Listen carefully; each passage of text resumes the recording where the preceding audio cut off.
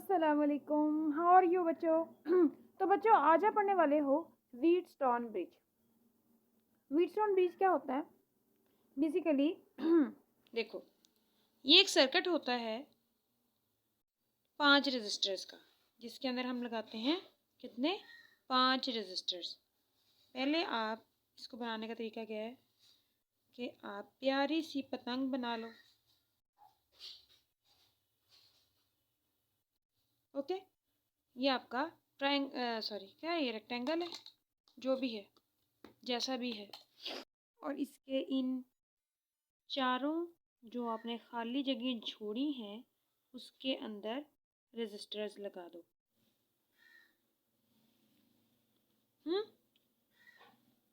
यहाँ पर भी लगा दो, ठीक है। अच्छा जी, 4 रजिस्टर लग गए। अब आपने क्या करना है, एक 5वां रजिस्टर भी लगाना है, जो आपकी बुक में in the form of galvanometer show किया हुआ है। क्या करना है आपने, इन सब के दरमियान में पार्टीशन कर देनी है, यानी दीवार खड़ी कर देनी है, और यहाँ पर लगा देना है आपने एक गल्वानोमीटर। ये लग गया जी आपका गल्वानोमीटर। ओके, अब ये गल्वानोमीटर हो गया, ठीक है। अब आपके पास ये रजिस्टर जो है, इनको हम नाम दे देते हैं। ये है आपका R1, ये है आपका R2, ये है आपका R3 और ये है R4, ठीक है। तो अब आपने क्या करना है कि यहाँ पर इस सारे के सारे करंट को बैटरी के साथ जोड़ देना है।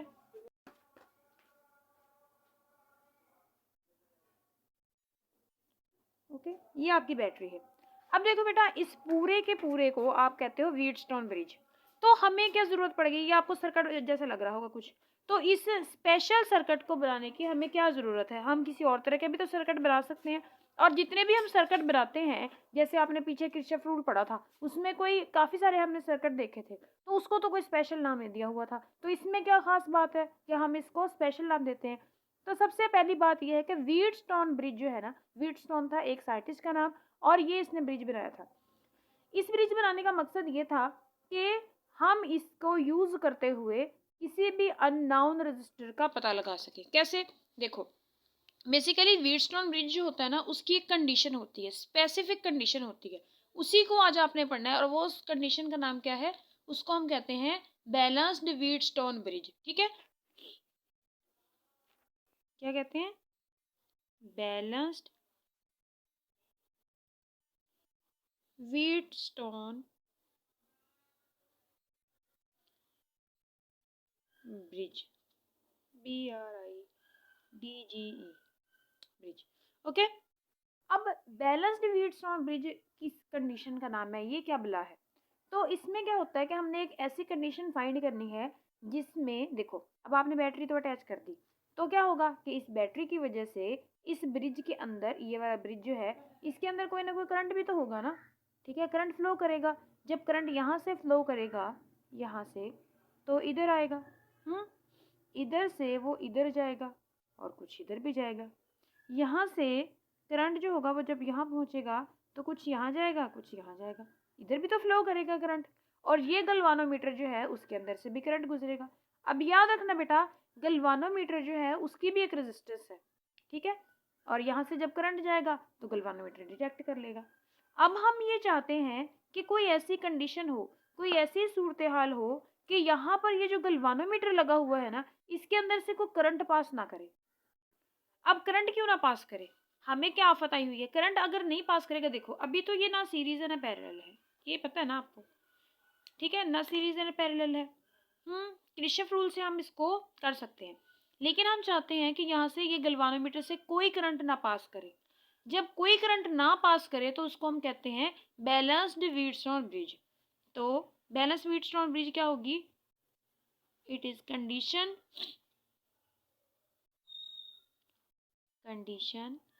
when no current passes through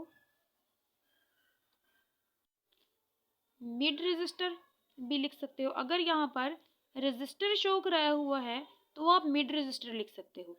अगर यहाँ पर रजिस्टर की बजाय गल्वानोमीटर यूज किया हुआ है तो आप गल्वानोमीटर लिख दो, गल्वानोमीटर। ओके, जब बैलेंस हो जाएगा ये, तो हमारे अब देखो इसके अंदर से करंट कैसे ना गुजरे, हालांकि यहाँ पर रास्ता है। तो बच्चे में देखो कोई भी पॉइंट जो होता है उसके अंदर से, यानी दो पॉइंट्स जो हैं उनके दरमियान में करंट कब फ्लो करता है, तभी फ्लो करता है ना जब उस दो पॉइंट्स के दरमियान में पोटेंशियल डिफरेंस हो। ऐसा ही है ना। अब यहाँ से करंट क्यों फ्लो करेगा, क्योंकि इस करंट और इस पॉइंट दोनों के दरमियान में पोटेंशियल डिफरेंस है। तो अगर कुछ ऐसा हो कि इन दो पॉइंट्स के दरमियान में पोटेंशियल डिफरेंस जो है वो बराबर हो जाए, यानी यहाँ पर और यहाँ पर, तो यहाँ से कोई करंट भी नहीं पास करेगा, ऐसा ही होगा ना। तो ये वाला रजिस्टर जो है इसमें से कोई करंट नहीं पास करेगा, तो इस पूरे सर्किट में इस गल्वानोमीटर का रोल भी खत्म हो जाएगा, इस रजिस्टर का रोल भी खत्म हो जाएगा, क्योंकि करंट ही नहीं है। तो हम इसको रिमूव कर सकते हैं, और रिमूव करके जो आपके पास इसका रिलेशन आएगा वो आएगा क्या भला, R1/R2 इक्वल टू R3/R4। इसको यूज करते हुए आप किसी भी अननोन रेजिस्टर जो है उसकी वैल्यू फाइंड कर सकते हो, रेजिस्टेंस फाइंड कर सकते हो। क्या कर सकते हो, वी कैन फाइंड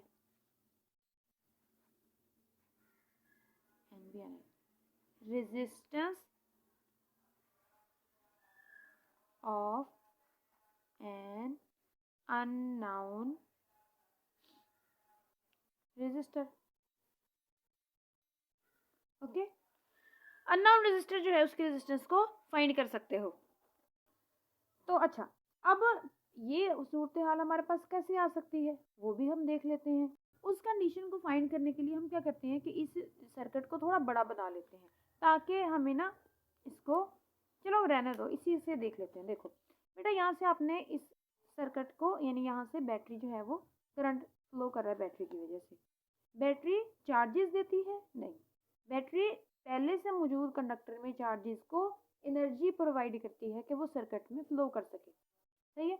अब देखो बेटा, यहाँ पर कितनी लूप्स बन रही हैं। पहले तो हम क्या करेंगे, यहाँ पर Kirchhoff rule second rule use करेंगे, ताकि यहाँ से कोई भी जो पोटेंशियल डिफरेंस है और सारा जो चेंज इन करंट आ रहा है उसको देख सके। करंट फाइंड करने के लिए या पोटेंशियल डिफरेंस फाइंड करने के लिए हम यूज करते हैं सेकंड लॉ को। तो खैर यहाँ पे भी हम किरचॉफ का सेकंड लॉ ही लगाएंगे। अब देखो, एक लूप ये वाली है, पहले हम नाम दे देते हैं इसको जैसे आपकी बुक वालों ने दिए हुए हैं। ये पॉइंट है ए, ये पॉइंट है बी, ये पॉइंट है सी, ये पॉइंट है डी। ओके, चलो अब आपके पास लूप्स बन गई हैं। कौन कौन सी लूप्स बन गई हैं, देखो एक तो ये नीचे वाली बन गई है ए सी डी, यानी ए डी सी ए, यानी लूप 1 जो है आपके पास क्या है, ए सी डी, यानी एक लूप ये बन गई। दूसरी लूप जो है वो ये बन गई डी सी बी डी, यानी यहाँ से बी से ये इतनी इतनी लूप। ठीक है,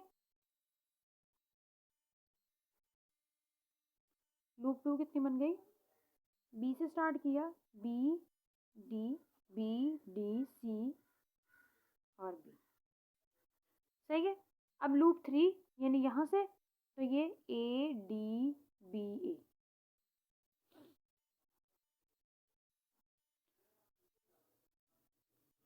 ए डी बी ए।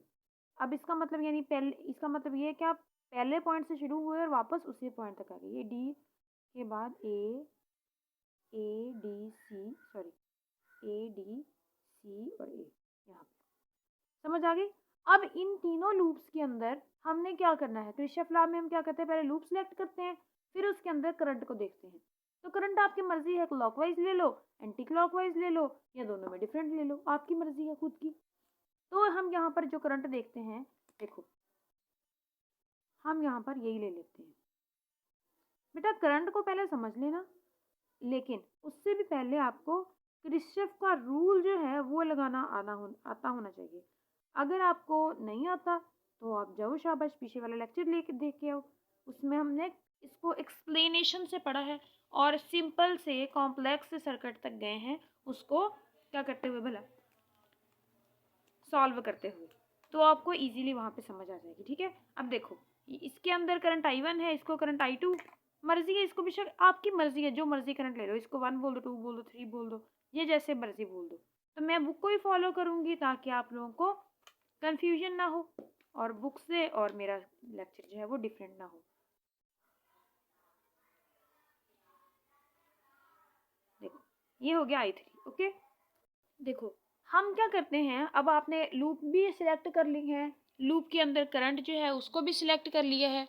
अब आपकी अगली बारी क्या है, अगली बारी ये है कि आपने दोनों लूप्स के लिए क्या करना है, जो किरचॉफ का सेकंड रूल है वो लिखना है। तो पहले हम ये वाली 1 वाला जो है करंट I1 उस लूप को कंसीडर करते हैं। देखो बेटा यहाँ से करंट है, ठीक है, करंट की डायरेक्शन क्या, देखो करंट देखो, पहले यहाँ से इधर गया, इधर गया, इधर गया, ठीक है, इधर से इधर गया, यहाँ से कुछ इधर आया, कुछ आगे चला गया। समझ आ रही है? देखो यहाँ पे करंट था I2। ओके, अब यहाँ पे जो करंट आ रहा है, कुछ करंट इधर चला गया, कुछ करंट इधर चला गया, ठीक है, यहाँ से होता हुआ जो करंट था वो इधर वापस आ गया और जो इधर गया था वो इधर से आएगा। यानी यहाँ पे करंट की डायरेक्शन क्या है, ये वाली,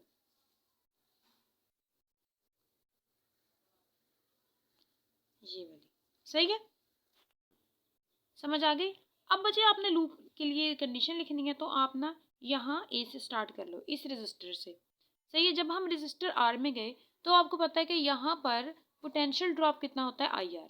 लेकिन उसके पहले आपने क्या करना है, करंट देखना है। देखो करंट जो है, करंट लूप जो है वो इस डायरेक्शन में है, रजिस्टर भी इस डायरेक्शन में है, यानी करंट भी इस डायरेक्शन में, लूप भी इस डायरेक्शन में, दोनों एक डायरेक्शन में है ना। देखो लूप भी एक डायरेक्शन में, करंट भी उसी डायरेक्शन में। तो रजिस्टर के अंदर आप क्या करते हो कि करंट को देखते हो और लूप की डायरेक्शन को देखते हो। अगर तो वो सेम डायरेक्शन में हुई तो पोटेंशियल ड्रॉप जो होता है वो नेगेटिव होता है। अगर वो ऑपोजिट डायरेक्शन में हुई तो जो आपका पोटेंशियल ड्रॉप होता है वो पॉजिटिव होता है। अब देखो लूप की डायरेक्शन भी यही है, ऐसे है ना, ऐसे। तो लूप की डायरेक्शन भी वही और आपके करंट की डायरेक्शन भी वही। तो यहाँ पर क्या आएगा, -I1 और ये क्या है, R1। ठीक है, अब आगे इस रजिस्टर में R3 में आ जाओ। देखो बेटा लूप की डायरेक्शन क्या है, ये वाली, इस डायरेक्शन में लूप आ रही है, करंट भी इसी डायरेक्शन में आ रहा है, दोनों सेम डायरेक्शन में आ रहे हैं, तो ये भी नेगेटिव होगा, -I1 R3। अब यहां से आप इस गैल्वानोमीटर में देखो, ठीक है, इसकी जो वैल्यू है RG इसको बोल दो। ठीक है, अच्छा सॉरी मिस्टेक हो गई। क्या मिस्टेक हुई, देखो यहाँ पे तो -I1 R1, ठीक है, माइनस, इसमें सेम डायरेक्शन है तो माइनस लग गया। अब यहाँ पे जो करंट है वो कौन सा है, I3 भी है, I1 भी है, यानी ये रजिस्टर जो है वो इस लूप में भी है, उस लूप में भी है। तो इसमें करंट भी कितने हैं, I3 और I2। अब जरा इनकी डायरेक्शन को देखो, यहाँ पे करंट की डायरेक्शन है ये वाली, I1 की। सही है, जब आप इस लूप को देखो तो यहाँ पे करंट ऐसे जा रहा है, ऐसे, तो यानी यहाँ से करंट ऐसे गया, यहाँ से ऐसे आया, तो इसका मतलब है कि करंट की डायरेक्शन क्या है, ऑपोजिट। ऑपोजिट है ना, एक ऐसे जा रहा है, एक ऐसे जा रहा है।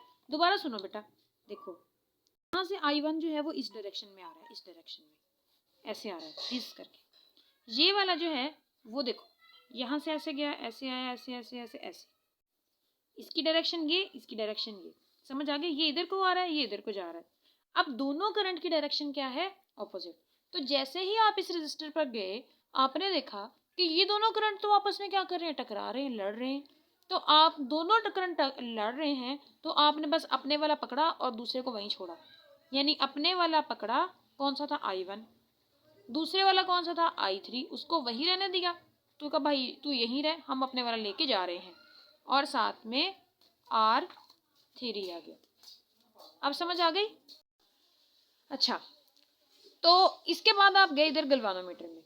अब गलवानोमीटर में क्या हुआ, गलवानोमीटर में जब आप गए तो आपने देखा कि यहाँ पर फिर दो करंट हैं।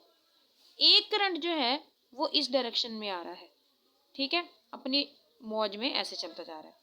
दूसरे करंट को देखा तो वो यहाँ से ऐसे नीचे की तरफ आ रहा है, ठीक है, ये नीचे की तरफ आ रहा था। कैसे? यहाँ से ऐसे गया, यहाँ से डिज नीचे आया और यहाँ पर गैल्वेनोमीटर में नीचे की डायरेक्शन में, यानी I2 की डायरेक्शन नीचे की तरफ है, I1 की डायरेक्शन ऊपर की तरफ है। अब ये फिर लड़ रहे हैं, तो इसका मतलब है कि यहाँ पर भी आपने, अच्छा साइन को हम बाद में देखते हैं, पहले यहाँ पे देखो, अपने वाला उठाया, दूसरा जो I2 था उसको कहाँ तो भाई पड़ा रहे, इसको यहाँ पे ही छोड़ा और यहाँ पर RG लगा दिया। अब साइन देखते हैं इस पे कौन सा आना है। देखो करंट की डायरेक्शन ये है, लूप की डायरेक्शन भी यही है, यानी लूप घूम के ऐसे जाएगी ना ऊपर की तरफ, ऐसा ही होगा, लूप घूम के ऊपर की तरफ, करंट भी ऊपर की तरफ, आपका करंट ऊपर की तरफ, यानी I1 देख रहे हो ना, I1 ऊपर की तरफ, I1 की लूप भी ऊपर की तरफ, तो इसका मतलब है कि इसके साथ भी 0 आएगा। समझ आ गई? ये आपकी लूप 1 की कंडीशन हो गई। और कौन सी लूप है यहाँ पर भला? ए से स्टार्ट हुए, डी के बाद बी पर गए, बी से फिर ए की तरफ आए। ये आपकी ये वाली लूप है, इसको यहीं पर छोड़ दो। अब जरा इस लूप की तरफ आ जाओ, ये वाली I2 जो है, ये लूप कौन सी है? ये आपने स्टार्ट करनी है सी से, यहाँ से स्टार्ट की, सी से बी पर आए, बी से डी पर आए, डी से फिर सी पर आए।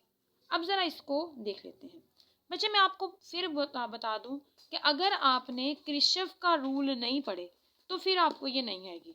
अगर आपने सिर्फ बुक से सेल्फ रीडिंग कर ली है फिर भी मुश्किल ही है आपको आए, तो बेहतर है आप अपने टीचर से कंसल्ट करो और सबसे पहले कि सर्किट जो है उनको बनाना सीख लो, ठीक है, क्योंकि अकेली थ्योरी पढ़ के आप इन सर्किट्स को हल नहीं कर सकते। अच्छा जी, तो यहाँ से लूप स्टार्ट होगी। अब देखो करंट इस सी से स्टार्ट हुए, करंट की डायरेक्शन है ये वाली, लूप की डायरेक्शन है ये वाली। देखो करंट ऊपर की तरफ जा रहा है, क्लियर, करंट ऊपर की तरफ जा रहा है भाई हमारा। अब हमने देखना है कि लूप भी कैसे है, ऐसे। अगर यहाँ पे देखो तो लूप भी ऊपर की तरफ, तो इसका मतलब ये है कि आपका जो यहाँ पर पोटेंशियल ड्रॉप होगा वो माइनस में आएगा। और कितना होगा? सिर्फ यहाँ पर एक ही तो करंट है, I2R2। ओके, उसके बाद आपने मूव किया नीचे वाली डायरेक्शन में, तो जब देखा तो करंट की डायरेक्शन क्या है? नीचे नीचे नीचे नीचे नीचे नीचे नीचे। लूप की डायरेक्शन भी क्या है? घूम के नीचे, घूम के नीचे, करंट भी नीचे, लूप भी नीचे। तो इसका मतलब ये है कि यहाँ पर भी माइनस ही आएगा। अब करंट यहाँ पर कितने हैं? करंट भी आपने देखा 2 हैं, I1 नीचे की तरफ आ रहा है, I1 ऊपर की तरफ जा रहा है। ये तो आपने पीछे वाले में पढ़ लिया लूप में, दोनों ही टकरा रहे हैं। तो अब की तरफ आपको क्या चाहिए? I2।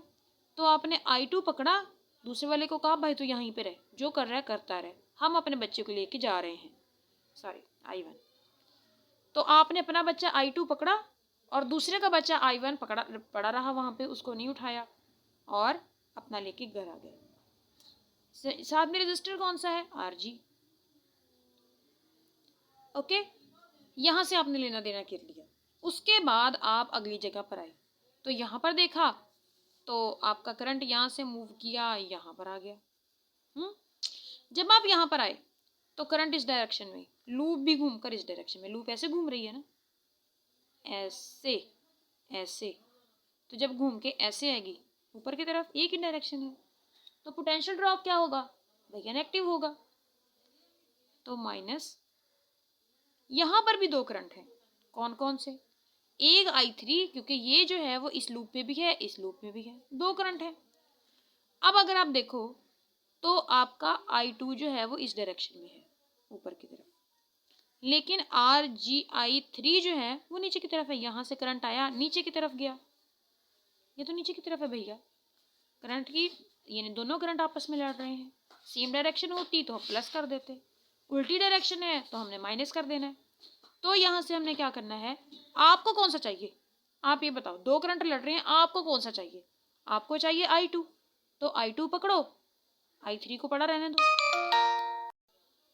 और साथ में R4 लगाया और इक्वल टू 0 करके आपकी लूप खत्म हो गई, आप अपने घर आ गए। अब हमने जाना है तीसरी लूप के घर।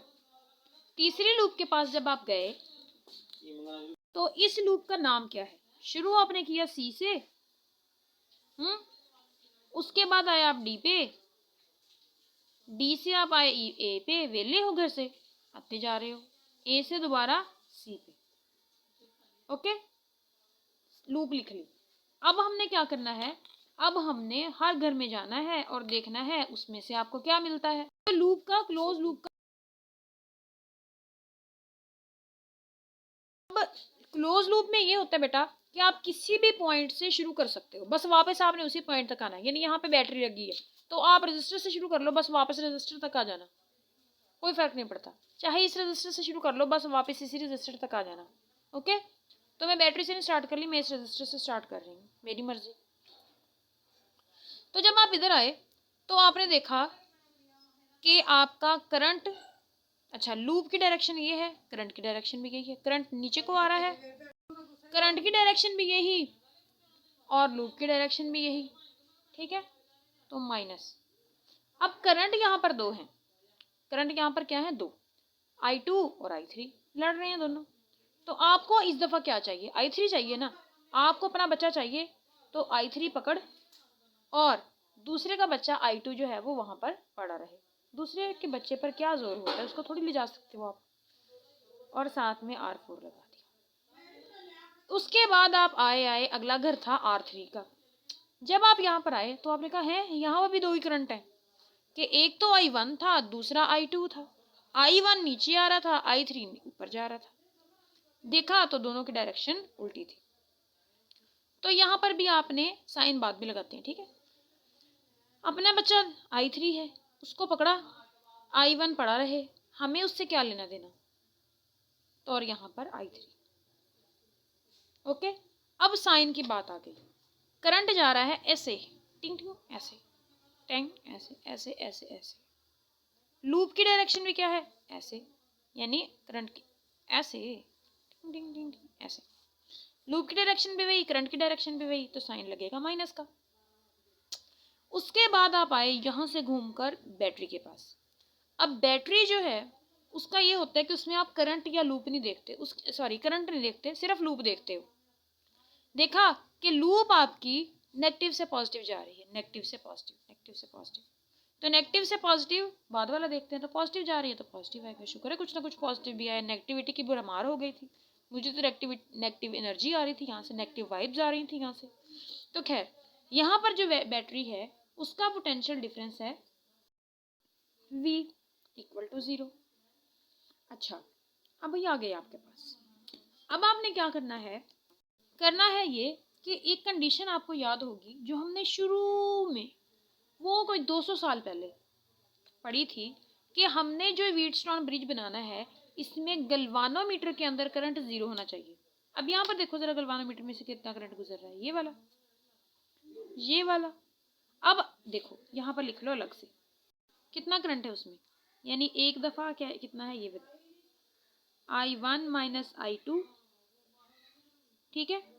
अब अगर आपने इसको इक्वल टू 0 करना हो तो कब होगा, जब I1 और I2 बराबर होंगे तभी होगा ना, वैसे तो 0 नहीं हो सकता।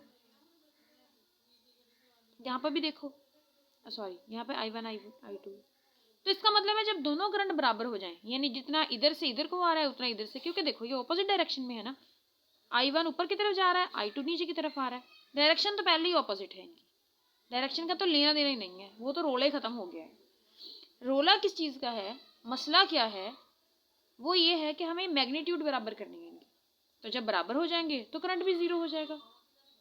अब 0 कब होगा, जब आप हर जगह पर जहां जहां पर I1 है वहां वहां पर I2 लगा दो, ठीक है।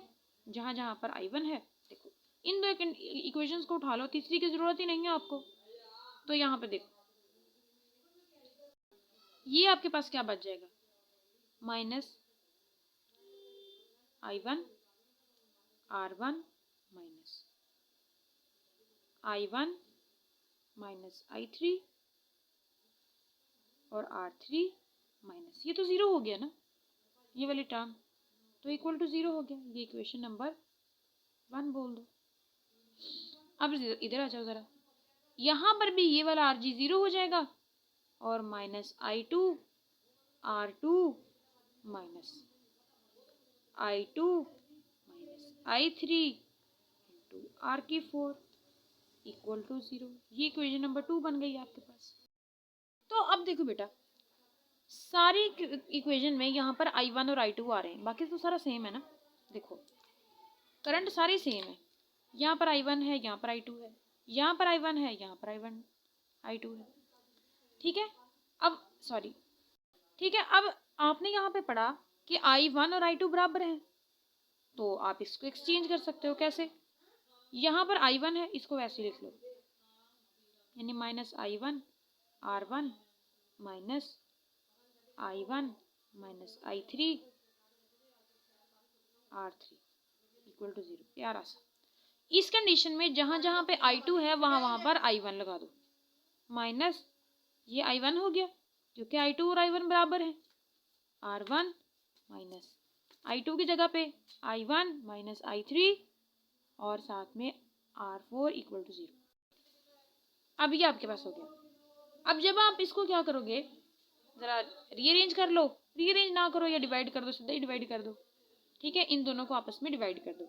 जब आप डिवाइड करोगे, सॉरी ये R2 है, ओके, तो ये हो गया minus I1 R1 equal to I1 minus I3 R3। ये भी डिवाइड भी कर दो साथ इसको, माइनस I1 R2, ये आ गया आपके पास प्लस हो गया I1 माइनस I3 और साथ में R4, ये इससे गया, ये इससे गया, तो R1 by R2 equal to R3 by R4। यही आपके पास कंडीशन थी, यही तो आपने निकालनी थी ना। अब होगा ये बेटा कि देखो, इस कंडीशन को यूज करते हुए आप कोई भी आपके पास रेजिस्टर है ना जिसका आपको नहीं पता कि इसके आगे पीछे वाला कौन था, और सॉरी इसकी रेजिस्टेंस कौन सी थी, तो उसको आपने क्या करना है कि 3 रेजिस्टर पकड़ो जिसकी रेजिस्टेंस आपको पता है, जो आपकी लैब में पड़े हैं, और उसमें वो चौथा जिसका आपको नहीं पता आगे पीछे का, शजरे नसब का, उसका नहीं पता, उसको लगा दो। 3 का आपको पता है, चौथा आप इजीली फाइंड कर सकते हो, क्या मुश्किल है। इसी से रिलेटेड अब हम करते हैं प्रॉब्लम्स, ताकि आपका कॉन्सेप्ट और क्लियर हो जाए। तो सबसे पहले एक छोटा सा सिंपल सा क्वेश्चन, ये है आपके पास आपका व्हीटस्टोन ब्रिज, ओके, ये ठीक है, ये साथ में बैटरी के साथ इसको जोड़ा हुआ है। ठीक है, तो आपसे पूछा जाता है कि ये दरमियान में आपके एक और रजिस्टर लगाया हुआ है। अगर आपसे कहा जाए कि ये 12 ओम है, ठीक है, R2 जो है ये 6 ओम है, सही है, R3 आपके पास 3 ओम है, तो बताइए ये कितने ओम है। तो इजी है, R1 by R2 equal to R3 by R4, sorry R4। तो R1 आपके पास है 12 ओम, R2 आपके पास है 6 ओम, R3 आपके पास है 3 ओम, R4 आपने फाइंड करना है। तो ये 2 और ये 3 ओम बटा R4। अब आप इसको क्या कर दो, इसको इधर ले जाओ, इसको इधर ले आओ, तो R4 इक्वल टू 3 बाई 2 ओम, ये आपका आंसर है। आसान सा था, अब थोड़ा सा मुश्किल कर लेते हैं। अब देखो, कहा जाता है कि अगर R1 is double as compare to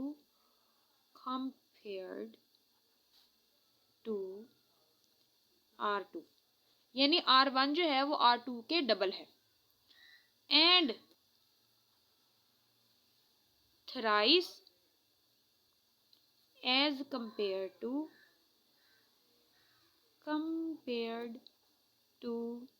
R3, find R4। सही है, और साथ में आपको बता भी दिया R1 इक्वल टू 6। अब वो कहते हैं कि जी आपका जो R1 है वो R2 से डबल है, R3 से ट्रिपल है। कैसे? देखो, अगर ये आपके पास ऐसे बना हुआ हो,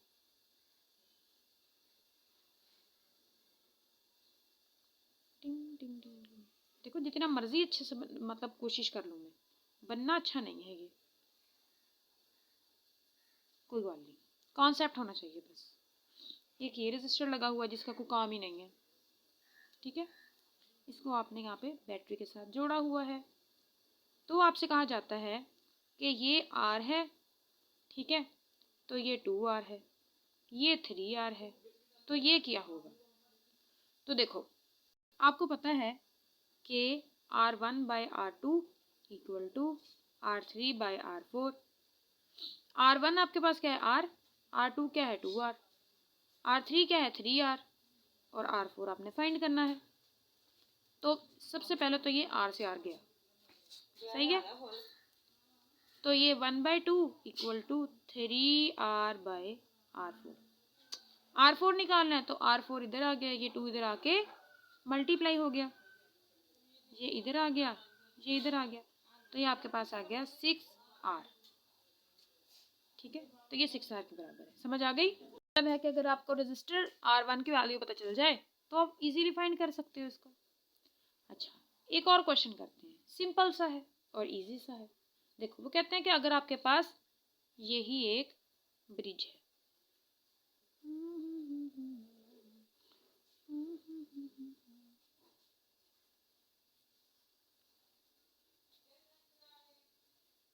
अच्छा कुछ देखने काबिल बन गया है ये तो,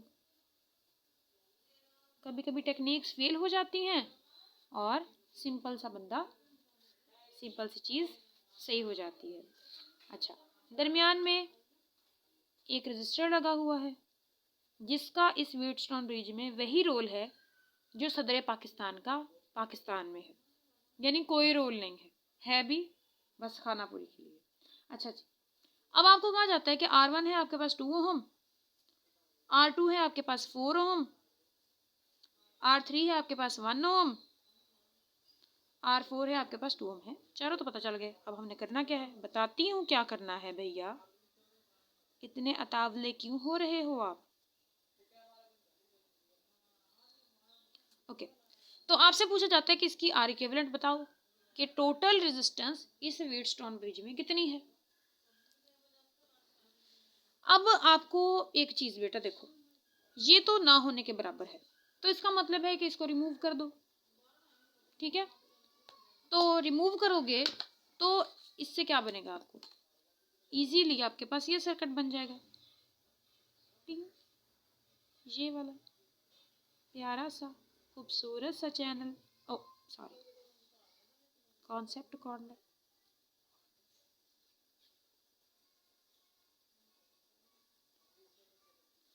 ये लो, अच्छा अब ये बन गया आपके पास, ये फिर वैसे ही बन गया, कोई अजीब सी मखलूक बन रही है।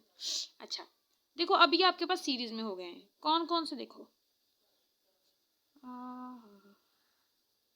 सीरीज में कौन से हैं, पैरेलल में कौन से हैं, वो देखना भी ज़रूरी है। देखो, जब यहाँ से करंट आएगा तो इस करंट के पास कितने रास्ते हैं, 2, सही है, इसका मतलब है कि यहाँ से करंट आएगा तो एक ही रास्ता है, यहाँ से करंट आएगा तो इसका मतलब है कि ये दोनों सीरीज में हैं, ये दोनों भी सीरीज में हैं, जबकि ये दोनों आपस में पैरेलल में है। अगर अब आपको ये वाले नहीं आते तो जाओ मेरा बच्चा सीरीज और पैरेलल कॉम्बिनेशन वाली वीडियो देखिए, उसमें ये क्वेश्चन सारे करवाए हुए हैं।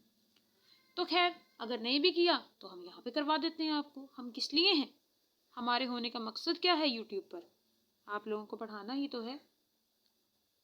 4 ओम, 1 ओम और 2 ओम। अच्छा, अब ये आपने क्या करना है कि ये R1 है, ये R2 है, ये R3 है, ये R4 है, दोनों क्या है, सीरीज में, पैरेलल में, सॉरी ये पैरेलल में, ये दोनों सीरीज में। पहले सीरीज वाले निकाल लो, तो ये आर इक्विवेलेंट 1 बोल दो इसको, तो ये क्या होता है, 2 + 1 3 ओम, यानी ये वाला 3 ओम का हो गया, ये वाला 4 जमा 2 आर इक्विवेलेंट 2, 4 जमा 2 6 का हो गया। समझ आ गई? यानी इसका मतलब है कि ये अब आपका पैरेलल में हो गया, यानी आपका सर्किट कैसा बन गया है, कुछ ऐसा।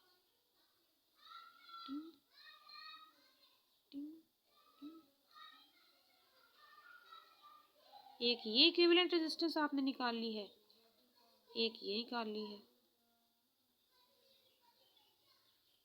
ये वाली। सही है। ऊपर वाली की इक्विवेलेंट कितनी आई थी 3, नीचे वाली की कितनी आई थी 6। अब ये पैरेलल में है आपस में, हम भी लगा दो साथ में। जब ये पैरेलल में थे तो आपको पता है पैरेलल में क्या होता है कि product R1 R2 over summation. तो प्रोडक्ट 6 3 बार 18 और समेशन 6 3 9, यानी ये आपके पास आ गया 2। ओके, बस यही तो काम था। एक और क्वेश्चन करना है जिसको हमने यहीं पे चिपका देना है, ठीक है, पेज नहीं ज़ाया करना, बहुत कंजूस हूँ मैं। तो देखो, फिर आपके पास एक ऐसा ही व्हीटस्टोन ब्रिज है जो देखने में असली तो शायद प्यारा लगे, लेकिन मेरा तो प्यारा तो क्या लगना, देखने के काबिल ही नहीं है भैया। अच्छा, किसी और ने क्या हमारी इंसल्ट करनी है, हमें खुद पे खुद ही यकीन नहीं है। कहते हैं खुद की इज्जत पहले खुद करो, दिल ही नहीं करता करने को, क्या करें। अच्छा, तो यहाँ पर रजिस्टर लगे हुए हैं, तो अब मैंने दरमियान वाला क्यों नहीं बनाया, क्योंकि वो बनाओ ना बनाओ एक ही है, बैलेंस्ड आपके पास व्हीटस्टोन ब्रिज है। तो रजिस्टर है आपके पास जी, यहाँ पर 2R है, यहाँ पर 3R है, ये वाला जी आपके पास 5 है, ये भी आपके पास 5 है। ओम नहीं आर कहा जाता है, आर इक्विवेलेंट आपने निकालनी है तो सीरीज निकाल लो पहले ऊपर वाले का। तो आर इक्विवेलेंट 1 कितनी हो गई, तो ये सीरीज में है ना दोनों, तो ये 3 और 2 5 आर। नीचे वाला 2 जो है वो किस में है, वो भी सीरीज में है, 5 और 5 10 हो गए। तो आर इक्विवेलेंट 10R। अब ये दोनों पैरेलल में है, तो पैरेलल में क्या होता है, तो अगर आपने ये 1 है ये 2 है, अगर बड़ी वाली आर इक्विवेलेंट यानी पूरे सर्किट की आर इक्विवेलेंट निकालनी है आपने, तो क्या होगा, आपको पता है कि summation product multi over summation, तो ये आ गया 50/15, ये आ गया आपके पास 10/3, और ये ऑलमोस्ट 3.333333 चलता है, ये आपकी आर इक्विवेलेंट है। इसी के साथ आपका व्हीटस्टोन ब्रिज का कॉन्सेप्ट हुआ क्लियर। अच्छा नहीं भी हुआ तो लेक्चर हुआ कंप्लीट। मिलते हैं अगले लेक्चर में, तब तक के लिए अपना ख्याल रखना। अल्लाह हाफिज़, बाय बाय।